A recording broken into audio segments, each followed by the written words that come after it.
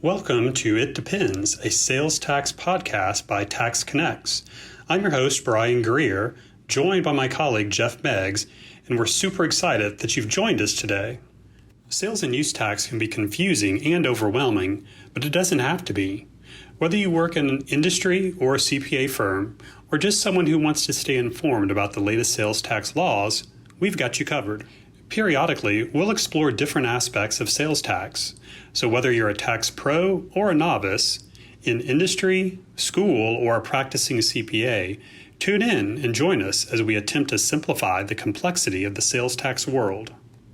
This is It Depends, because with sales tax, there's rarely just one answer, and often that's our answer to many questions. It just depends.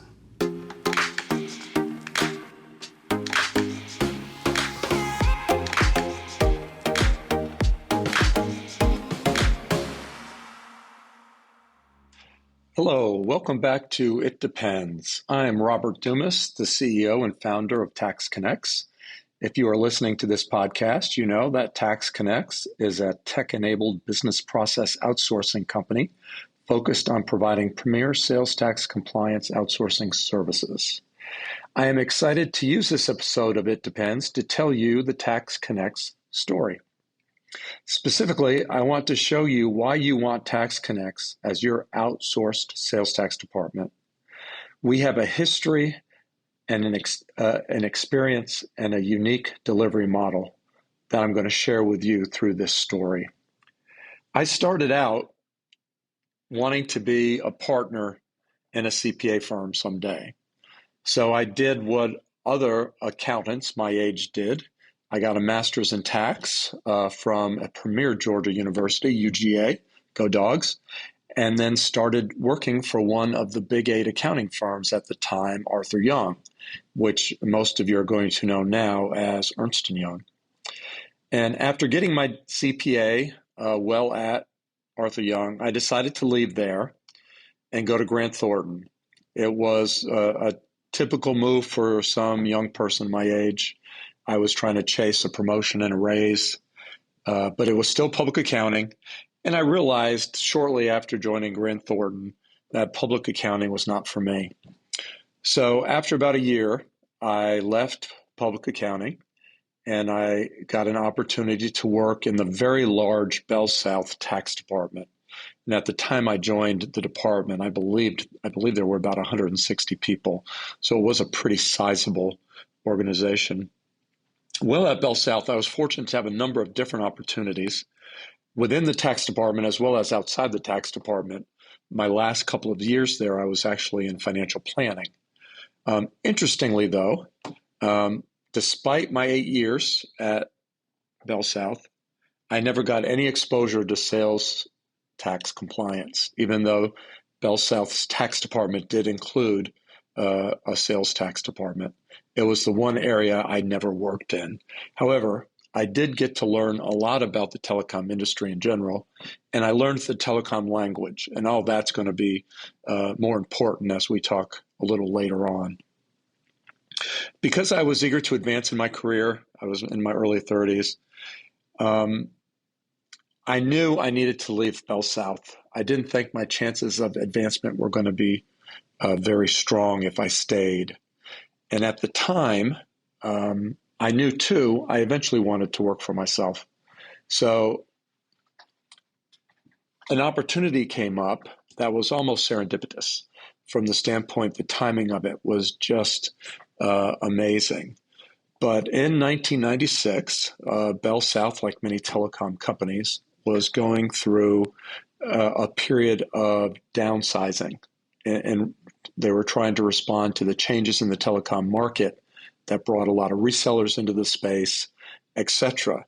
And so they offered a voluntary reduction in force package to people with 8 or more years experience. Basically, it gave those eligible people that qualified for the RIF 1 year of salary and 3 years of benefits. And I thought, if I'm ever going to work by myself on my own, this was a great opportunity. It gave me a pretty nice financial nest egg to get started. So in early 1996, I left Bell South and started consulting. And as a consultant, I was willing to basically do anything that was going to provide revenue for me and my family.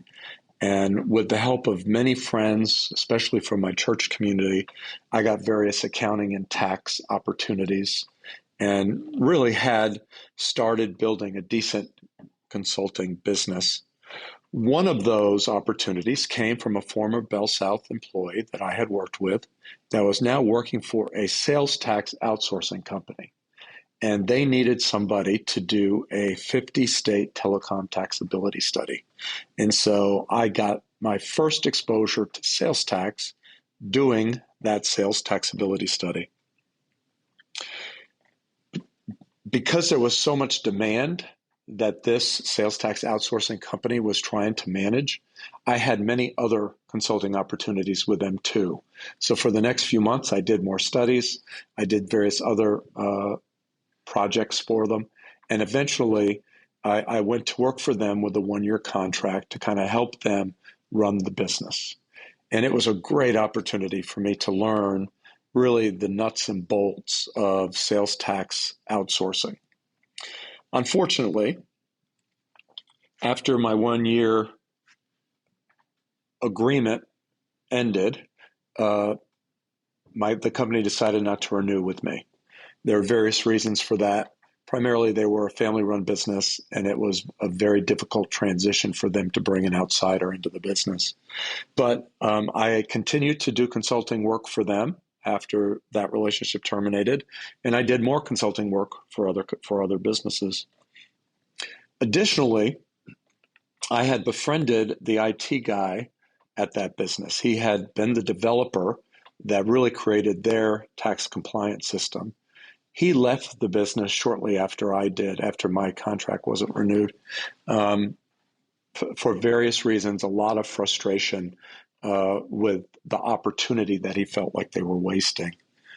So he and I teamed up. We were both doing various forms of consulting and work in order to support our families, and decided it was time to start another sales tax compliance business. We felt like the demand was so great, our previous employer would not be able to keep up with it. And so he and I started a business case, continued working, continued consulting, fine-tuned the business case, and then looked for somebody to help us and invest in us. So invest cash. Because we knew if we were going to build this compliance company, we needed software. And software development took money. Well, again, another serendipity in my life was one of my consulting clients at the time was a contract CFO company that needed me to do an accounting conversion for them from QuickBooks to a more advanced ERP.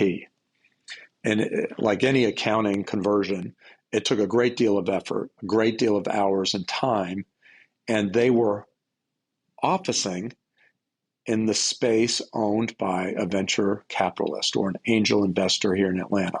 So this client of mine was renting space from an angel investor. I was using that office space for this accounting conversion and spending a lot of time in the offices of this angel investor.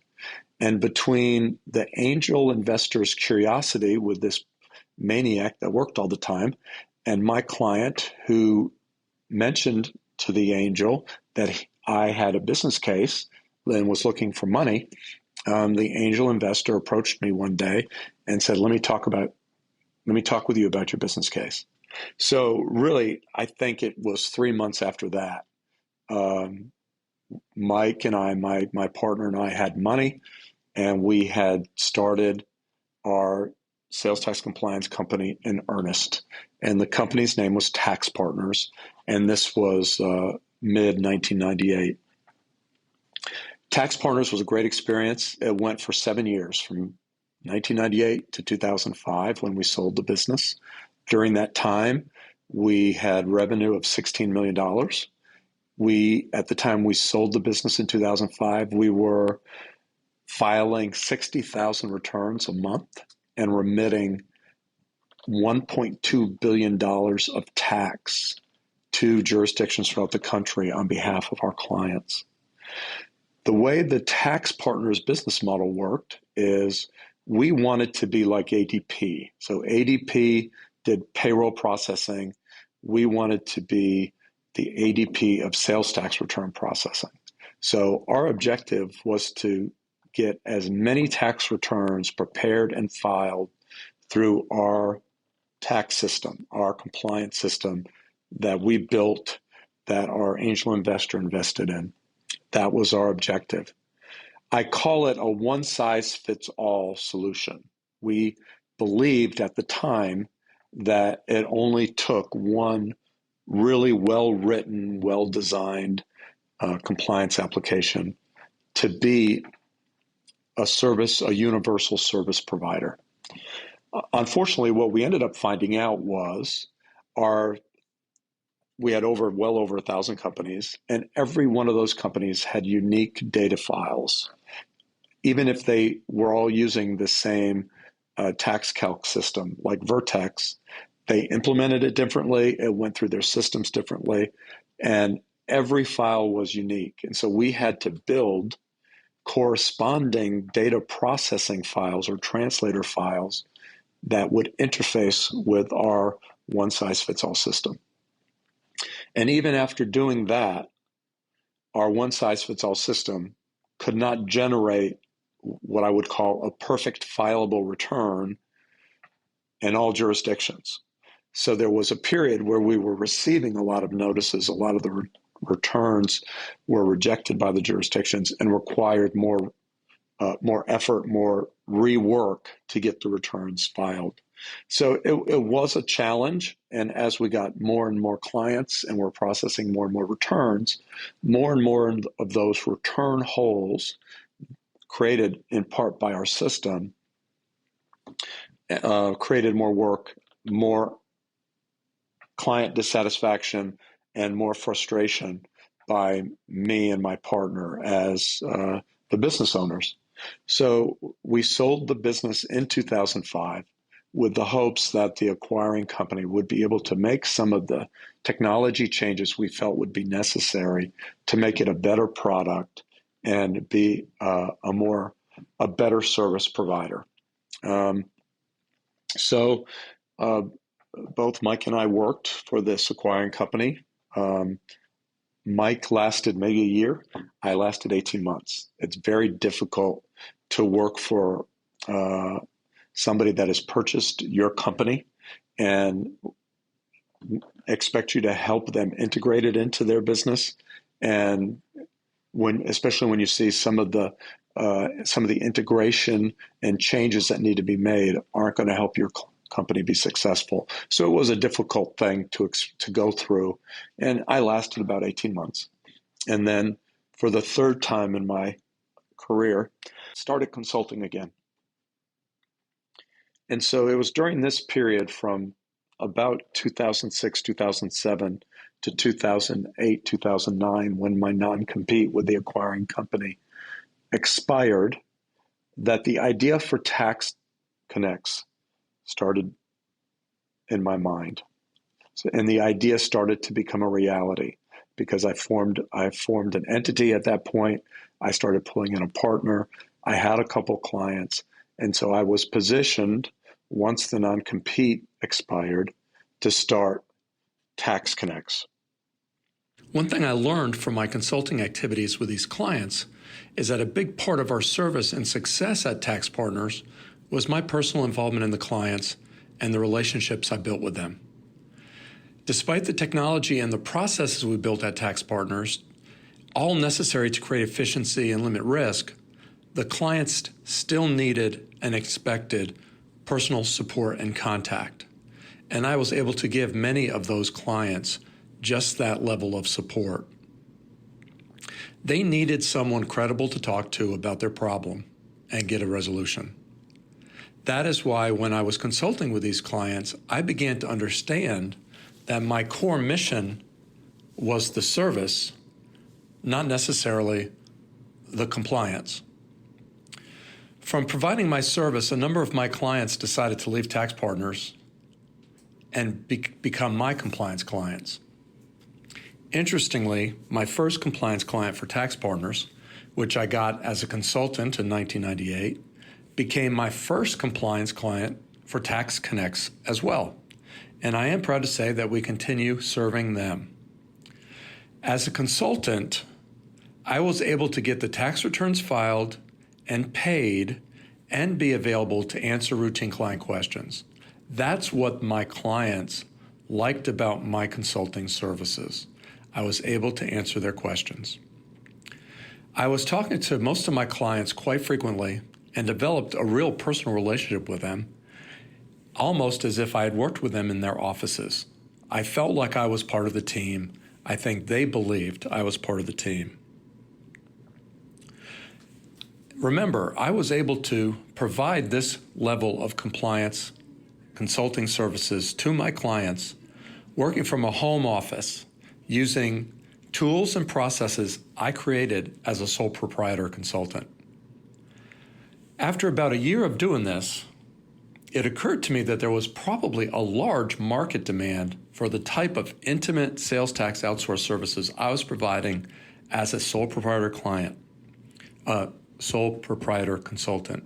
And I believed the best way to deliver the service was trying to just duplicate what I was doing from my home office. So I started looking for other people that wanted the same home-based consulting business that I had, as well as a secure client base that they could manage that allowed them to build an intimate relationship all around the sales tax compliance. Again, duplicating what I was doing in my home office. Consequently, TaxConnex as a business model started. Today, since that time, TaxConnex has 60 home-based businesses, which I'll call practitioners. They work from home. They provide the same level of service I did in 2009 when I was originally consulting as a sole proprietor. In addition to these 60 home-based businesses, TaxConnex today has over 40 employees that do everything from client activation, practitioner recruiting and training, system and content maintenance, treasury management, systems development, and sales and marketing in order to support the clients, support the practitioners serving the clients, and to continue to grow TaxConnex. So we went from one person working at a home office to over 60 practitioners and 40 employees under a common purpose and belief that managed sales tax compliance outsourcing required a personal level of service. In order to scale TaxConnex, one of the first things we did, this was about almost 10 years ago, was develop a mission, vision, and value statement. We believe this document serves as our internal constitution, basically, and provides us with a common purpose and a clear picture of who we are. I'm going to spend a little time talking about the details of our mission and values because I think it is critical to understanding TaxConnex and how we work.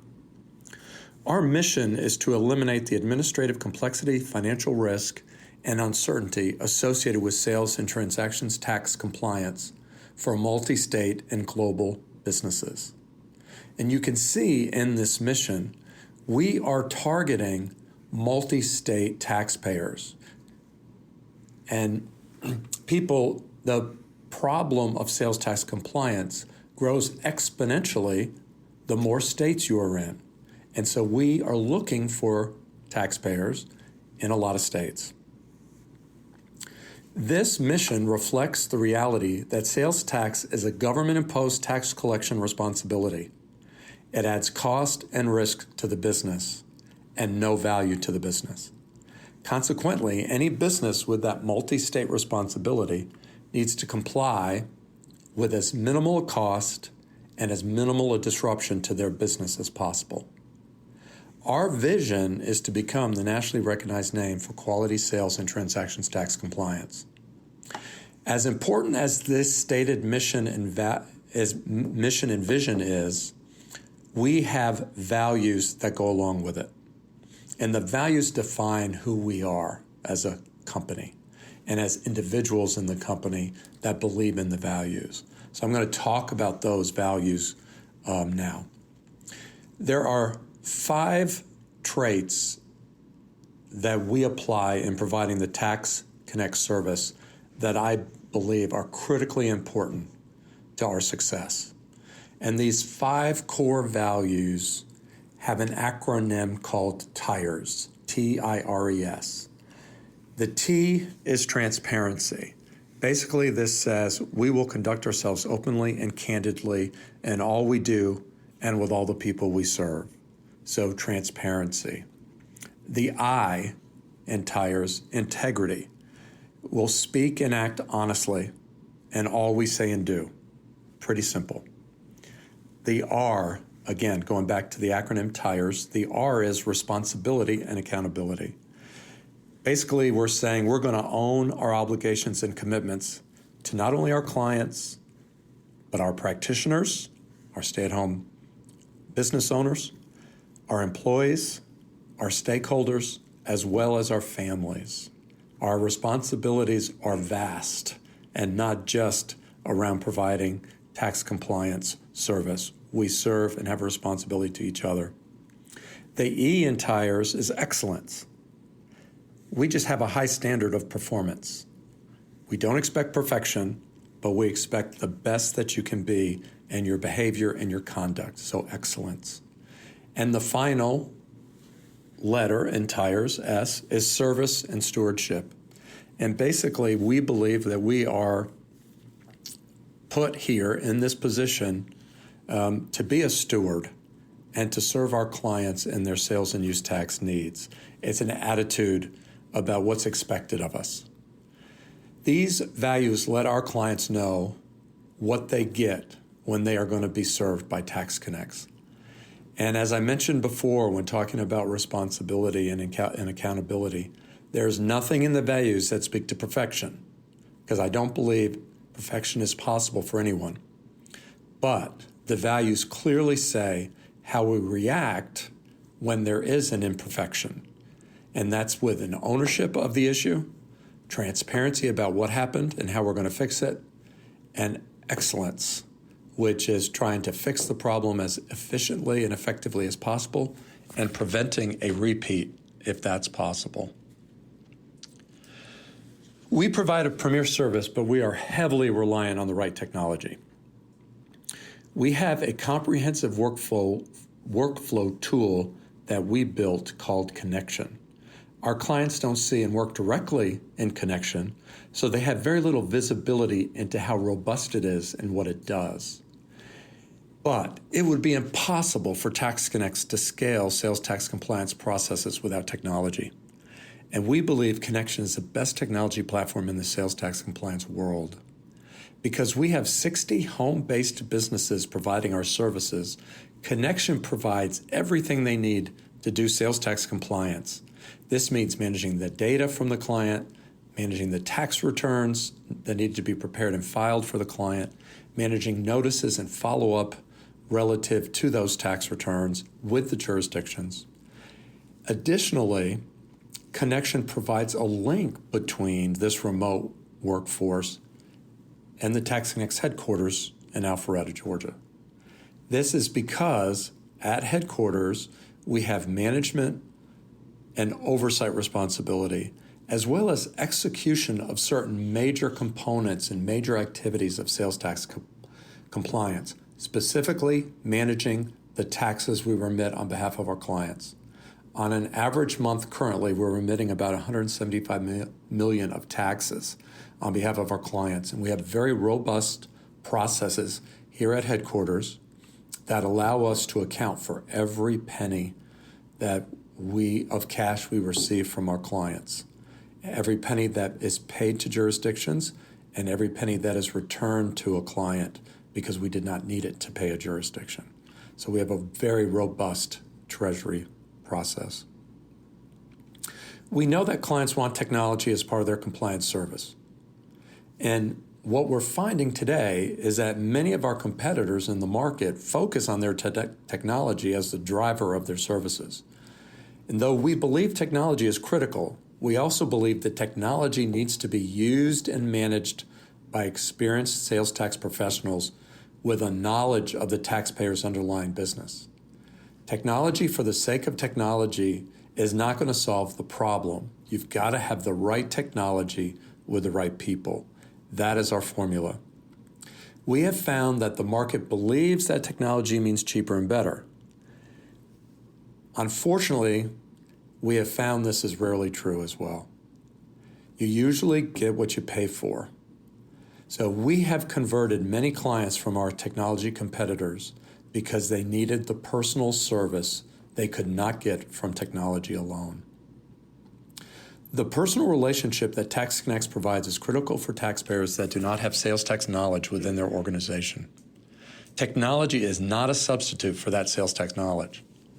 Our practitioners understand the uniqueness of their clients' businesses and how sales tax is managed by them. As such, we can basically customize each of our compliance engagements based on the needs and risk tolerance of the taxpayer, the client. I'm going to close the podcast by reiterating the importance of our values. Our company motto is, "Now it's all on us." And this motto is decaled in a couple of places on the walls in our offices. It's that important to us. And that's the sort of attitude we expect from our practitioners and employees in making each of us as individuals and as each of our clients and each of our practitioners successful and happy. This means when a problem is brought to us, we own it from beginning to end. Doesn't mean we may know everything about it or do everything necessary to solve it, but we're going to see it through to the end to make sure the problem gets solved. And that sense of ownership is one of the most important values in our company. When recruiting employees and the practitioners that operate stay-at-home businesses, we emphasize our values to ensure that we get a match of people with who we are and what we expect. Values are not something you can fake, and it's not something you can learn. So the recruiting process is critical in finding people with the right values. And we believe that the right people with those shared values will continue to propel our growth. I'm a people pleaser by nature. I like to make people happy. I am driven and charged up by solving problems successfully and making customers happy. This is the reason I like sales tax. There are a lot of transactions and complexities and a lot of potential problems and puzzles to solve. And I like to be able to find a way to do that accurately and economically with both technology and people as necessary. That is the TaxConnex solution. Thanks again for joining us on another episode of It Depends, and we'll see you next time. This has been It Depends, with another episode explaining the complexities surrounding sales and use tax. We'll see you next time.